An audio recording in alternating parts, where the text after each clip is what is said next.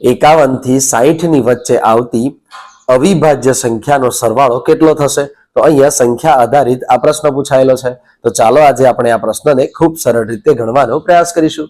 51 થી 60 સુધીની આવતી જે અવિભાજ્ય છે, જે વિભાજ્ય નથી તેવી અવિભાજ્ય સંખ્યાઓ કઈ કઈ છે? તો આપણને સૌને ખબર છે કે 51 થી લઈ 60 સુધીની અવિભાજ્ય સંખ્યાઓ એટલે એક આવશે 53 અને બીજી આવશે 59. તો 53 અને 59 51 થી 60 વચ્ચેની અવિભાજ્ય સંખ્યા છે. હવે આ અવિભાજ્ય સંખ્યાનો સરવાળો કેટલો થશે એ શોધવાનું છે.